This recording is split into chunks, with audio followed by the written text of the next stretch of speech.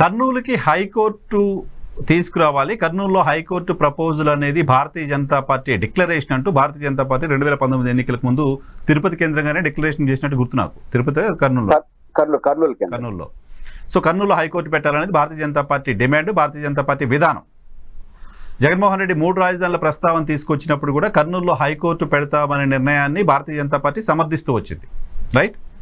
ఇప్పుడు నిన్న న్యాయశాఖ సమీక్షలో చంద్రబాబు నాయుడు గారు కర్నూలులో బెంచ్ మాత్రమే ఏర్పాటు చేస్తాము అని చెప్పారు. దీనిపైన భారతీయ జనతా పార్టీ ఇప్పటి వరకు స్పందించలేదు. సో దీనిపైన రాయలసీమ వాసిగా, రాయలసీమలో హైకోర్టు ఉండాలి అని కోరుతూ వస్తున్న వాళ్ళుగా మీ రియాక్షన్ ఏంటి?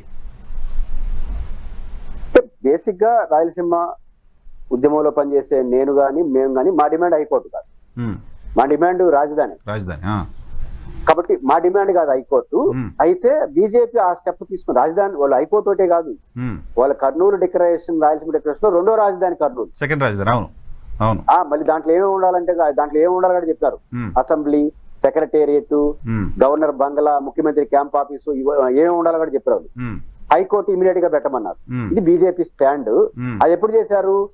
తెలుగుదేశంతో విడిపోయేటప్పుడు చేసినారు, 2019 ఎన్నికల ముందు. అందుకేనా అంటే ఏమనుకుంటున్నామంటే ఏ రాజకీయ పార్టీ మాట్లాడిన దశలో 2వ రాజధాని హైకోర్టు అన్నప్పుడు దాన్ని సమర్థిద్దాము, అది మా డిమాండ్ కాకపోవచ్చు అనే లెక్కలో. కానీ ఒక జాతీయ పార్టీ ముందుకు వస్తే దాని ప్రెజర్ పెరుగుతుంది కదా. ఇప్పుడు కూడా ఇప్పుడు ఏమి మాట్లాడరు బీజేపీ. ఇది స్టార్టింగ్ లో ఉన్నారు, ఎండింగ్ వచ్చినప్పుడు ఇప్పుడు మాట్లాడంటారు. ఇప్పుడు విడిపోయే దశకు వచ్చినప్పుడు ఇది మాట్లాడతారు, మేము విడిపోవడానికి ఇది కూడా ఒక కారణం అని. కానీ ఇప్పుడు కలిసి ఉన్నారు కాబట్టి ఇది గుర్తురాదు, విడిపోయేటప్పుడు గుర్తు వస్తుంది రాయలసీమ డిక్లరేషన్ బీజేపీ వాళ్ళు. లేకపోతే మేమెందుకు డిమాండ్ చేయట్లేదంటే మాకు ఒక నైతికత సమస్య వచ్చింది. ఇప్పుడు కర్నూలులో చంద్రబాబు గారు ఆ తీర్మానం చేయడం నేను తప్పను. చంద్రబాబు గారు చేసిన తీర్మానంగా ఎట్లా చూస్తారు దాన్ని? ఎన్డీఏ సర్కార్ చేసిన తీర్మానం. చంద్రబాబు గారు, పవన్ కళ్యాణ్ గారు వరకు మేము తప్పు పట్టాం. ఎందుకు తప్పు అంటే వాళ్ళు కర్నూలులోనే చెప్పాడు చంద్రబాబు నాయుడు గారు, మా నినాదం మొత్తం అమరావతిలో ఇంక్లూడింగ్ హైకోర్టుతో సహా మీకు బెంచ్ ఇస్తాము అని. కాబట్టి ఆయన నైతికంగా నేను తప్పు పట్టాను. కానీ బీజేపీ నైతికత సమస్య ఉంది కదా. బీజేపీ వాళ్ళు తెలుగుదేశంతో విడిపోయేటప్పుడు, ఒంటరి రాజకీయాలు చేసేటప్పుడే రాయలసీమ డిక్లరేషన్ గుర్తొస్తుంది, కానీ తెలుగుదేశంతో కలిసి ఇవేం గుర్తురావు. ఇది బీజేపీ అవకాశవాదం. దీనిపైన బీజేపీ మంత్రి బహుశా ఒకరో ఇద్దరు ఉన్నారు,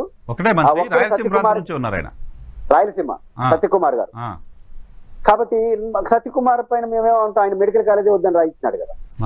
ఇప్పుడు పులివెందులో వచ్చిన మెడికల్ కాలేజ్ పోతే ఎందుకు ఇచ్చారు అన్నాడు. ఇప్పుడు రగదోలు హైకోర్టు ఏమడుగుతారులే కానీ విష్ణువర్ధన్ రెడ్డి సమాధానం చెప్పాలి. ఇప్పుడు ఆయన దానికి కర్త కర్మక్రియ ఆయనే. అక్కడ తెలుసు, నన్ను కూడా అడిగాడు ఆ డిక్లరేషన్ చేసేటప్పుడు. డిక్లరేషన్ చేస్తామని కాదు కానీ రాయలసీమకి ఏం కావాలో చెప్పండి మీరు అంటే వాళ్ళు, మేము డిక్లరేషన్ అంటే సంతోషంగా మేము కూడా కోఆపరేట్ చేస్తాం. విష్ణువర్ధన్ రెడ్డి బయటకు చెప్పాలి, వాళ్ళ నాయకుడు సత్యకుమార్ గారు కేబినెట్ మంత్రిగా ఉండి దీని అభ్యంతరం చెప్పాలి. ఇది మా డిమాండ్ కాదు, బీజేపీ నైతికతను ప్రశ్నిస్తున్నా. నేను రాయలసీమ ఉద్యమకారుడుగా హైకోర్టు ఇవ్వండి రాయలసీమకి నేను అడగను, ఎందుకంటే అది ప్రజా తీర్పు అయితే. మేము అడిగి చర్చ వస్తే రాయలసీమకు రాజధాని కావాలంటారు. విష్ణువర్ధన్ రెడ్డి కానీ బీజేపీ నాయకులు ఏదైతే పురంధేశ్వరుడు కూడా మాట్లాడారు.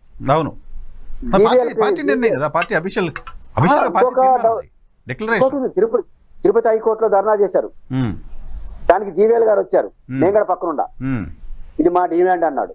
ఇప్పుడు జీవీఎల్ గారు స్పందించాలి, పురంధేశ్వర్ గారు స్పందించాలి, బీజేపీలో ఉన్న నాయకులందరూ స్పందించాలి. మీ వైఖరేంటి? మా కోసం కాదు, మీ నైతికత నిరూపించుకోవడం కోసం మాత్రం. చూడాలి స్పందిస్తుందా లేదా భారతీయ జనతా